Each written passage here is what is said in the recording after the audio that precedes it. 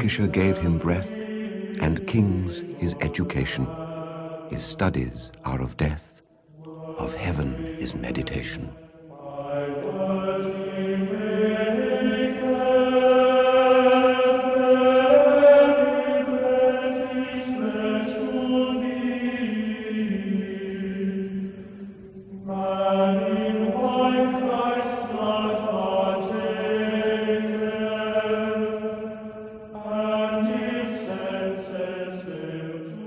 Tax not the royal saint with vain expense.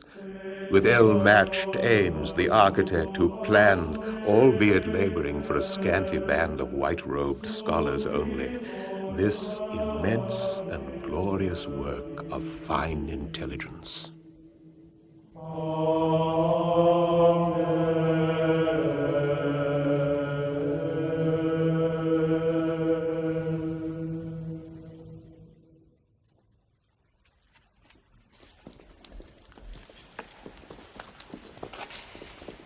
The first stone of King's College Chapel was laid by Henry of Windsor on July the 25th, 1446, the day of the feast of St. James the Apostle. King Henry VI was 24 years of age. In March 1448, the will of Henry VI was written.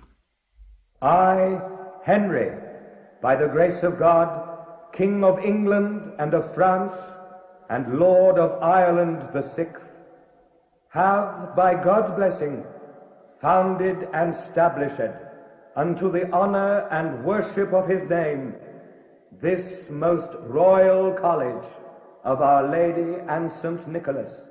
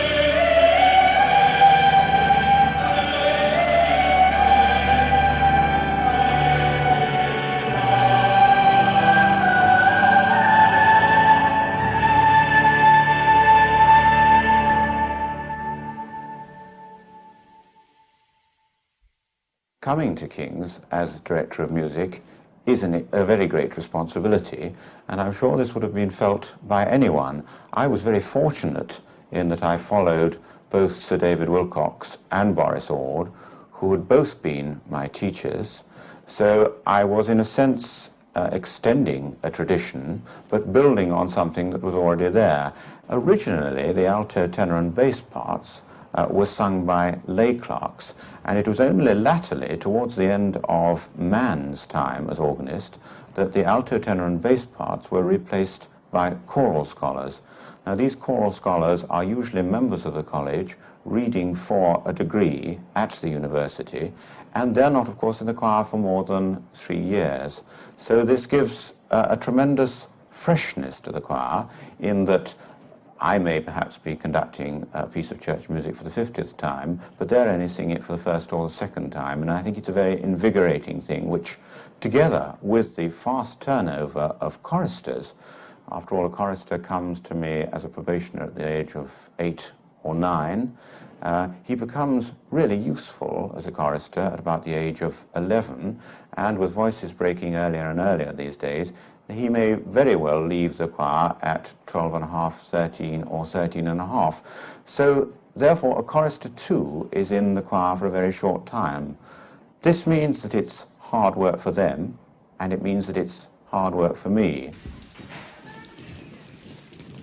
A typical day for a chorister begins at 8:15 in the mornings with a practice at the school lasting about an hour. Then, of course, they have their lessons and their games, and there's a full practice with the choral scholars in chapel at about 4:10. Choral evensong or sung Eucharist on Saints' Days follows at 5:30, and then the boys return to the school to do their prep. So it is a very hard day for them. But I find that they flourish under these conditions and they enjoy it. Well, we come up and get dressed, and then we get up, we line up in the crock and go down to chapel.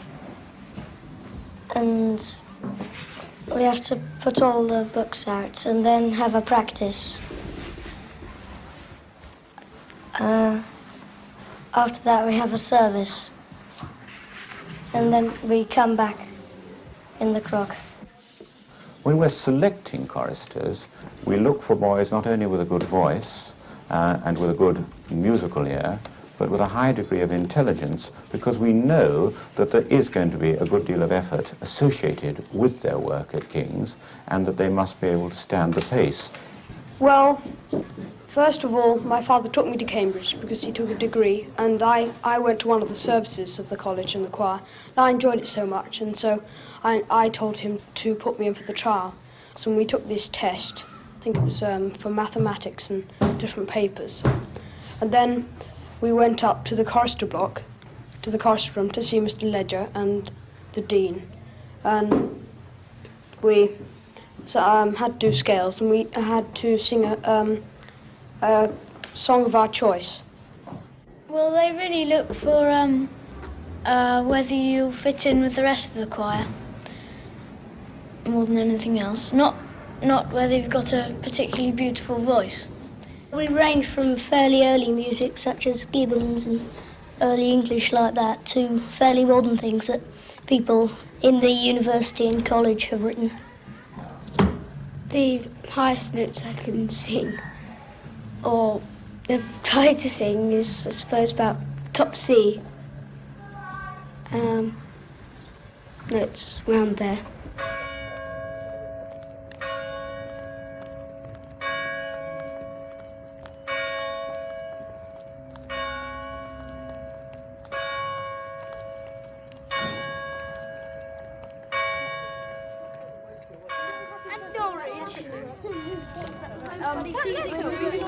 You've got the speed on.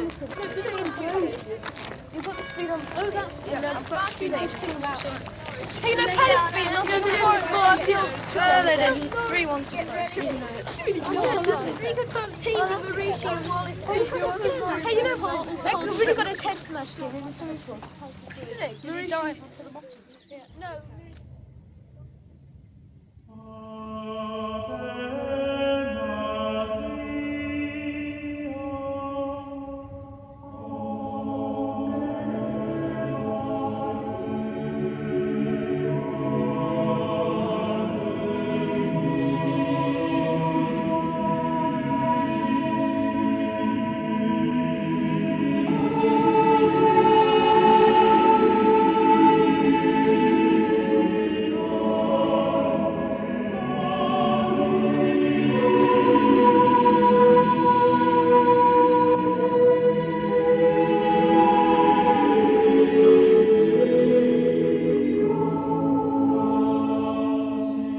our founder, King Henry VI, founded King's College, Cambridge, and our sister college at Eton, that the number of choristers at King's was exactly the same as it is today, namely 16.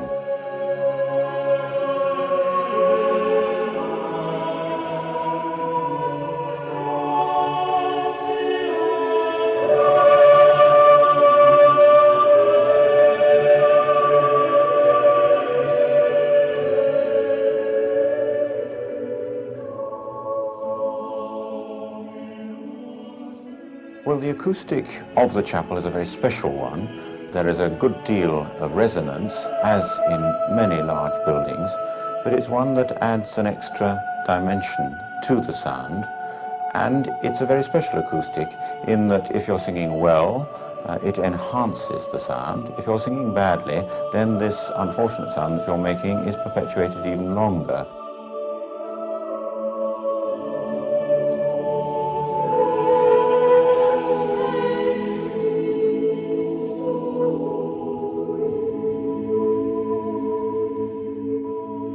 Normally, the complaint with choirs is that the words are not audible. I think perhaps it depends upon the language one is singing in. English has pretty hard explosive consonants, K's and T's. I feel very strongly that the most beautiful sound occurs when the choir is singing unanimously on a pure vowel.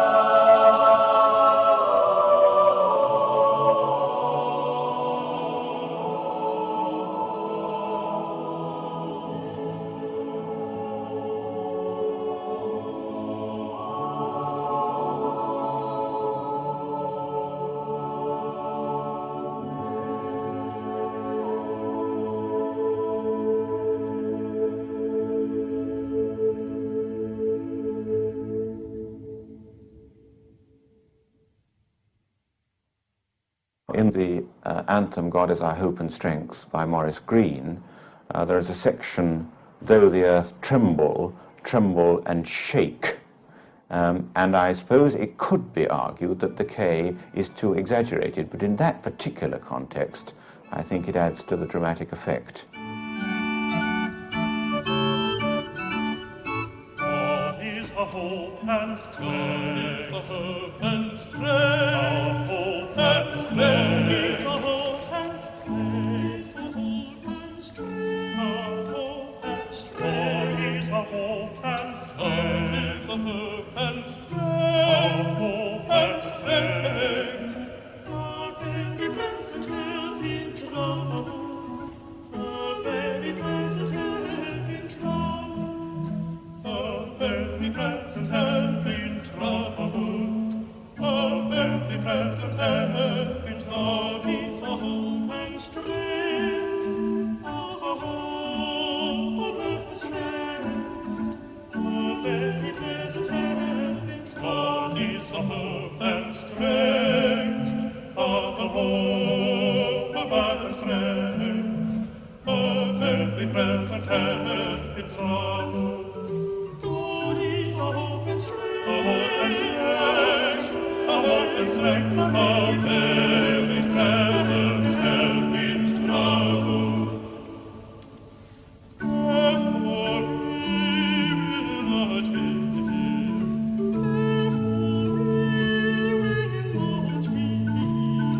we will not fear, we will not fear,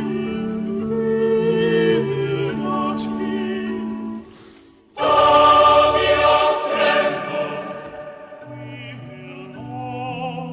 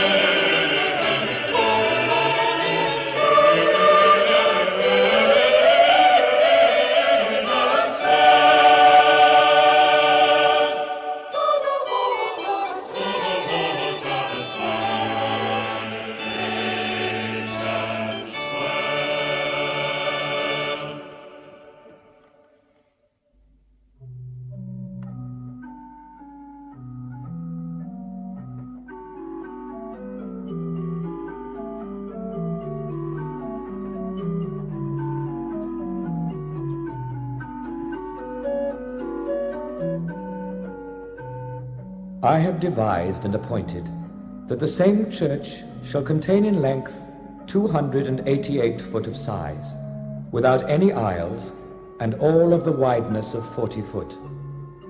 And the length of the same church shall contain 120 foot. The walls of the same church to be in height 90 foot.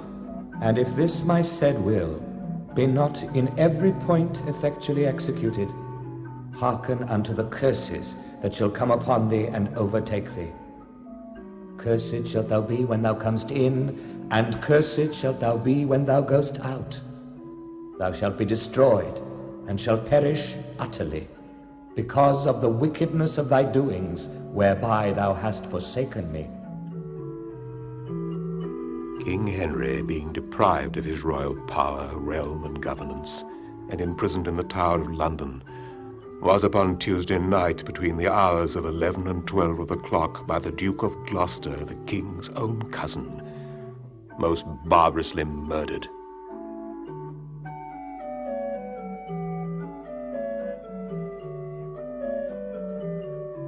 "60 years from the founding of King's College Chapel, and another king rides into Cambridge. It was then men said that Henry VII, King of England, bethought him of his uncle, the pious and saintly Henry of Windsor, and of the ending of all things. Worm at my heart and fever in my head, there is no peace for any but the dead. Only the dead are beautiful and free. Mortis cupiditas captavit me.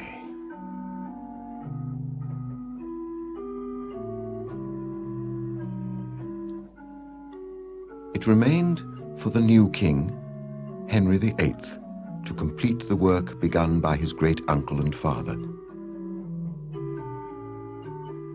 In 1536, the chapel was complete. On the rood screen, carved in celebration of the king's own love, his initials entwined among the leaves with the letters Anne Boleyn. Green groweth the holly, so doth the ivy. Though winter blasts blow never so high, green groweth the holly. As the holly groweth green, and never changeth hue, so I am, ever hath been, unto my leman true. Adieu, my own lady, adieu, my special, who hath my heart truly, be sure, and ever shall.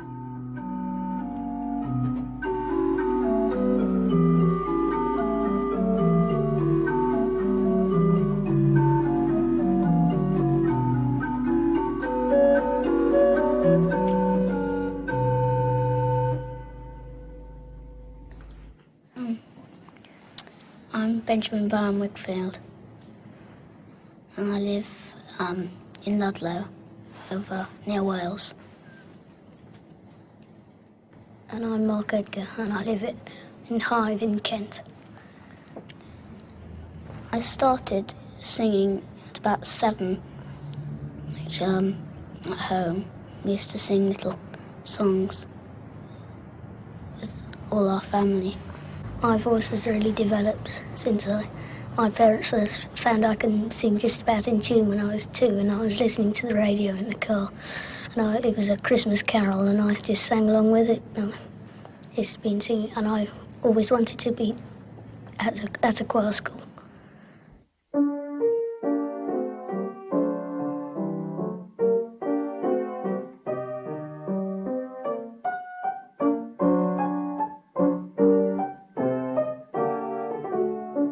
I'm 10 years old, and I come from Tregarth in North Wales, but I live in Berkhamsted, and it was my parents who wanted me to come here.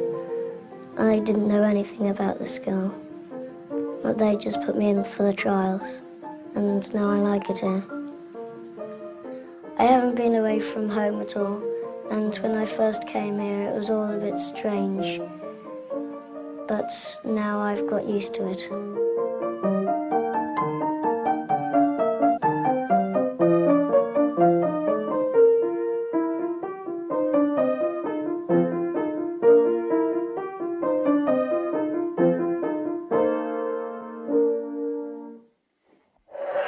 came up in September, and there was a huge group of people, I suppose about 40 strong, and we all assembled in a room in Corpus Christi, and we were told our times for the next day's trial, and mine turned out to be at 9:35.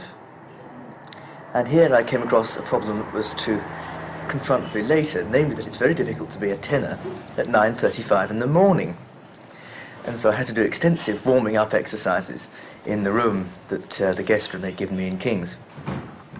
And the director of music, Philip Ledger, in fact made me sing very high indeed that morning. He took me up to top D, I think it was. It was very hard work. There may be some sort of idea that we're a self-preserving clique. After all, we're an all-male group. We sing together a lot. And you might expect that this would produce a very introverted group. But I think we try to avoid this to some extent. I think so. It's a matter of developing friendships outside as well as tolerances inside the group. I would say that being a visitor, more coming from outside, being Canadian, I've had to be aware of my difference, more so in the terms of nationality. There's a Northern Irishman in the choir at present, and we've sort of got together and formed our own little international club. But everybody realizes that we're in there to do one thing, and that's to sing. The choir takes up something like 20 hours a week with the combination of services. We do 7 services a week, having Mondays off, and we do an evensong all the other days, and our matins on Sunday as well. And for each of those services there's a rehearsal for about an hour. And as far as relaxing goes generally, well, I suppose we have hobbies just like anybody else. I mean, Gerald appears mysteriously from his rowing in the morning. My own little relaxation takes the form of cycling, and I hop onto my bicycle and go miles and miles. I would say that being in the choir doesn't exclude anybody from carrying on what they like to do to relax. I think singing is just a part of our normal working life.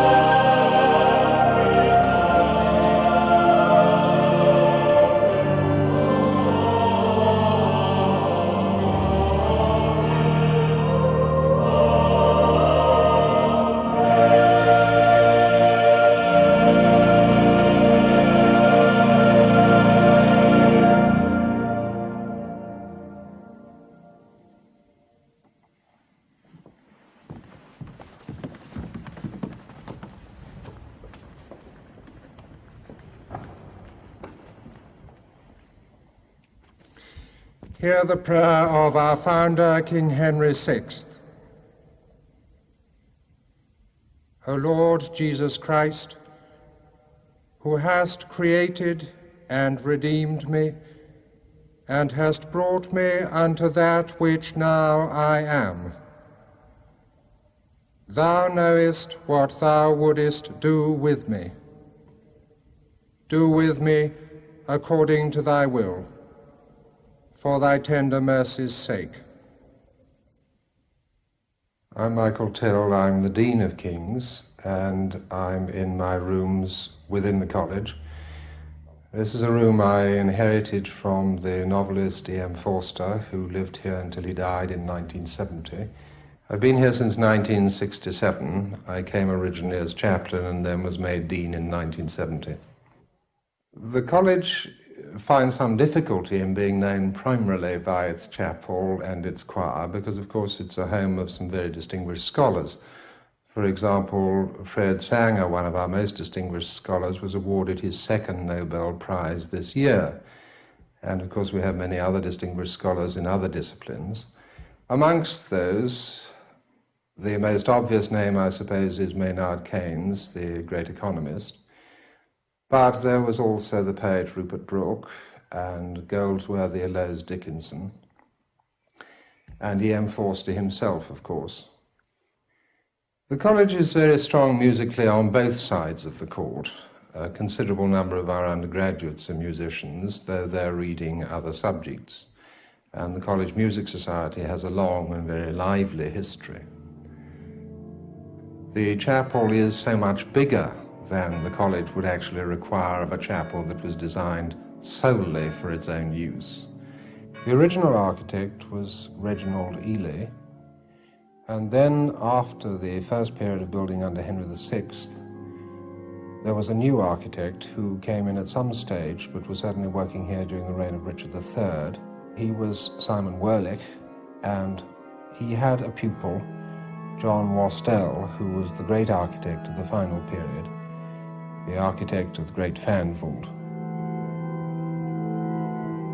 The windows are the work of Flemish glaziers, but interpreted in a way which is more English than strictly Flemish. The lower range of the window tells the story of the New Testament. The upper range of the windows tells the story of the Old Testament in parallel to the scenes below. The windows are a gift from Henry VIII.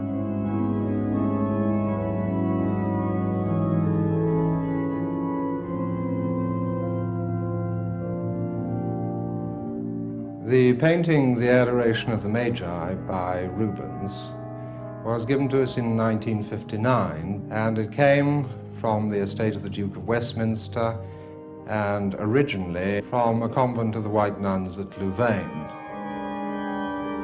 We don't have any very clear indication of the number of people who come to the chapel. The local tourist board reckons that in the last year some 2.5 million people came to Cambridge as tourists. The question about what the tourist finds and what the tourist is looking for is rather a difficult one to sort out. Then, of course, there are all the many people who come to our services, and I suppose that must total some 250,000 different people in each year. And again, what do they come for? And I think it would be very difficult to say what they come for. And perhaps one might be rather depressed if one started trying to analyze it too closely. What's far more important is what they actually find when they're there. And what we hope they'll find when they're there is an act of worship taking place into which they themselves are drawn. Let me take an example, and that's the example of the Allegri Miserere, which we sing at the beginning of our service on Ash Wednesday. Now, it's sung from the west end of the chapel, and people have come into that chapel away from all the distractions and the busyness that keep them from the sort of measured recollection which is possible within the chapel. And there they come, and in that space they listen to a service which begins with this piece. Have mercy upon me, O God, after thy great goodness. According to the multitude of thy mercies, do away mine offences. And of course that is what the whole service is concerned with. God in his mercy doing away with our offences.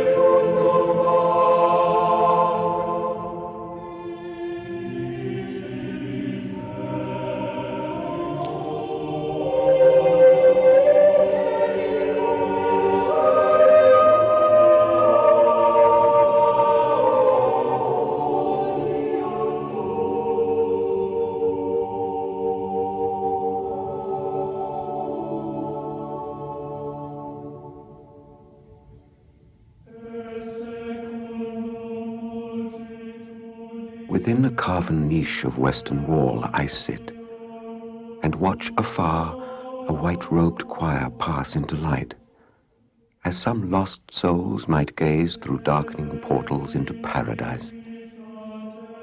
All is still, and now, at last, stately and slow, an even melody, wave after wave, rolls forth, and on its breast, clear as the sunbeam, pure as a throstle's note, a cherub voice that trills and shakes and falls in time with that deep pulse that throbs below, or, surging high to that vast canopy, fades.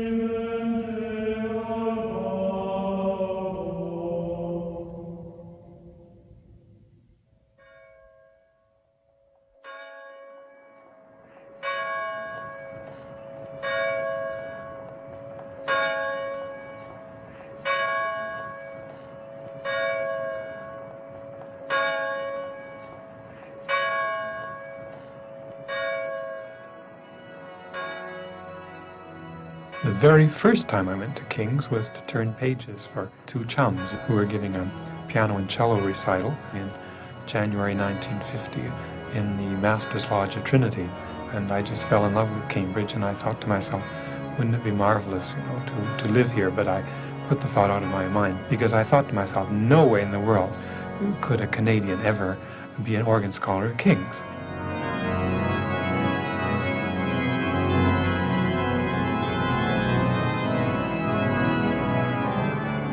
Even though it was, 31 years ago, I can still remember the thrill of seeing my name, Hugh MacLean, posted on the board as organ scholar of King's College.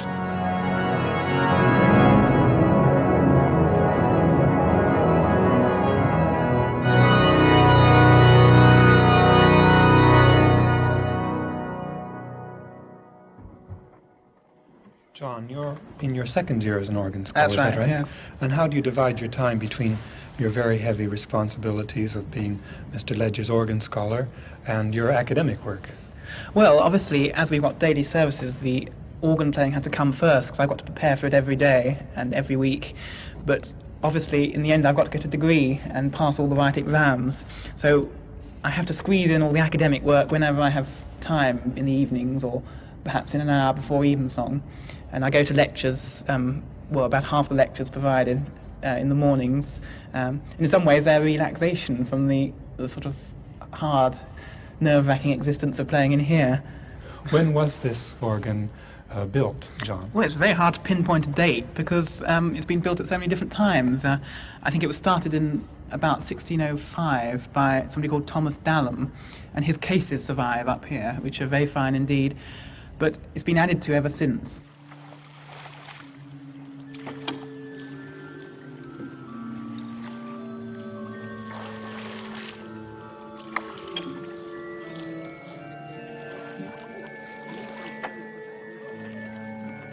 They are indeed a very lively bunch of choral scholars, and I would hope that they always are. It seems to me that if you take any professional orchestra or professional choir, the best performances come from those that are the most intelligent, and I think that liveliness tends to go with intelligence.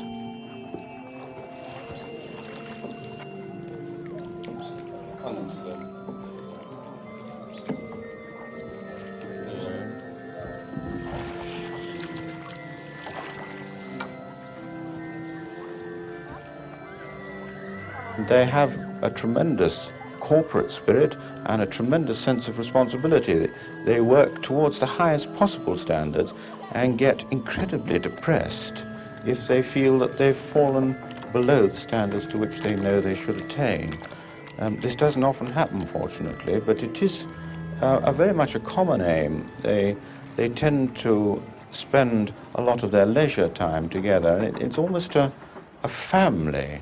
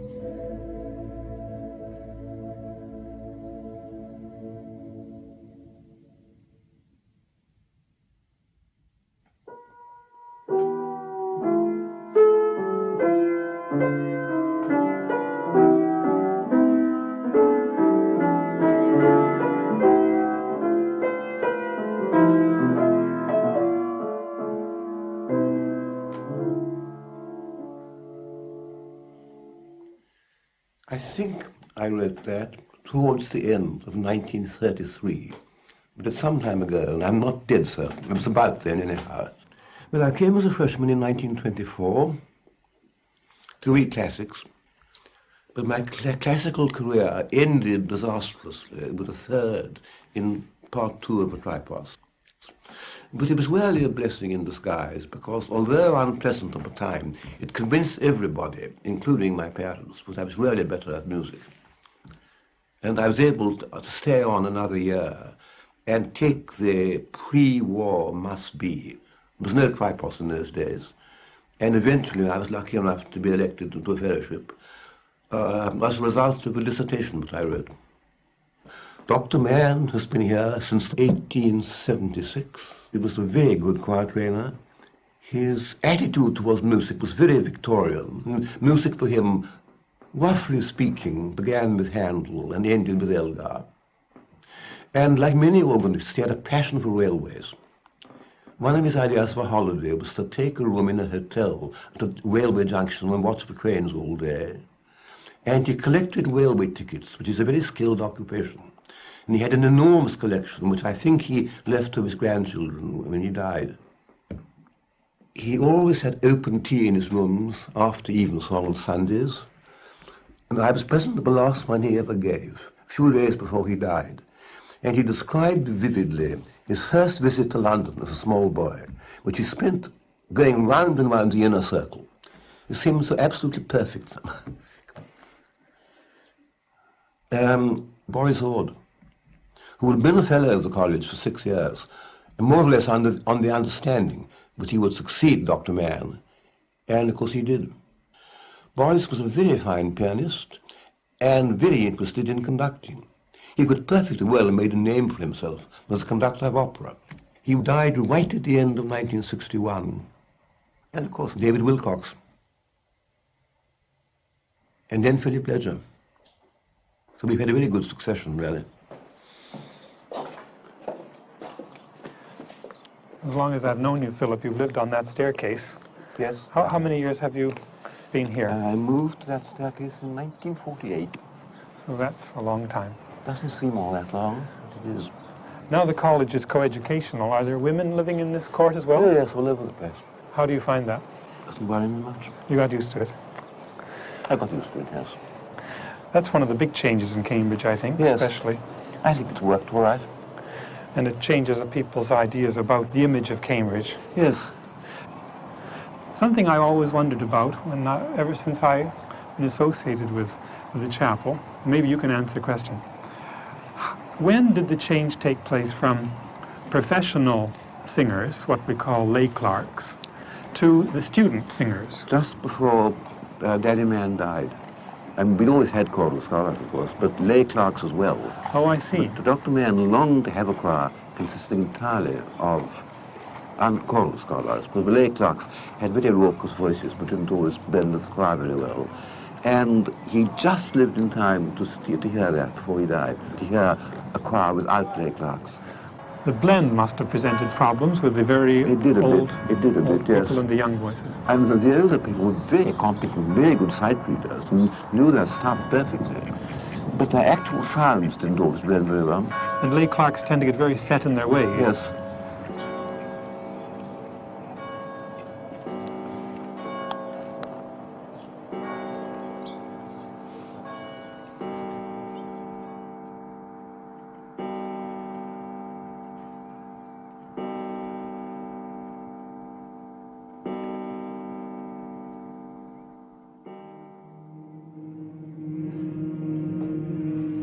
Like the beat, beat, beat of the tom-tom when the jungle shadows fall. Like the tick, tick, tock of the stately clock as it stands against the wall. Like the drip, drip, drop of the raindrops when the summer shine is full. So voice it begins shaping you, night and day. You are the one, only you beneath the moon and under the sun. Whether near to me or far, it's no matter, darling, where you are, I think of you. Night and day, night and day.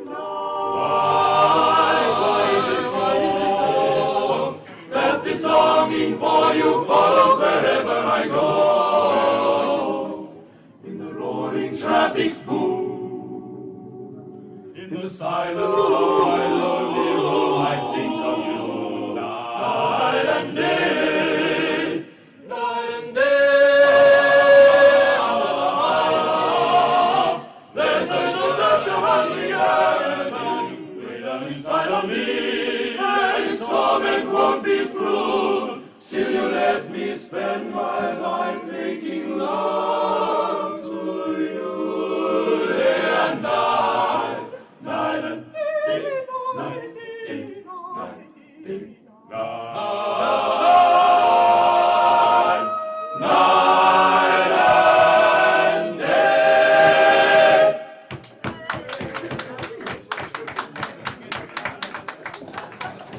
The King's Singers are a very natural offshoot of the work of the choral scholars here. As you may know, not only do they sing in the chapel services, but informally they sing a lot of close harmony arrangements of folk songs, popular songs. And I think that this has grown up and developed, and it was from this style of singing that the King's Singers, the scholars, and more latterly the light blues have evolved. And there is a very strong tradition that the present choral scholars sing this kind of music, and it makes a very welcome foil to the church music that they sing each day. Sing a song of long ago, when things were green and moving in harmony, and people stopped saying hello and said hi-de-o. Would you like to come over for tea with the missus and me? It's a real nice way to spend the day on a sunny Sunday afternoon in 1903.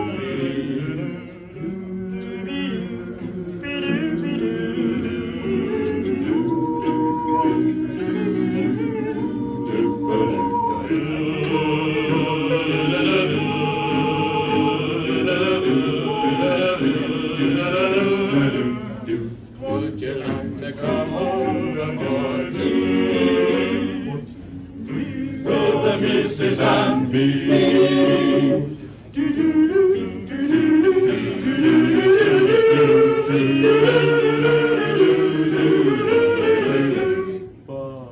Sing a song of long ago, when things were green and moving slow, and people stopped saying hello, and folks were nice to you. Would you like to come over for tea with the missus and me?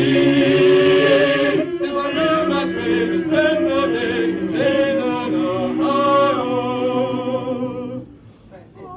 sunny Sunday afternoon in 1903.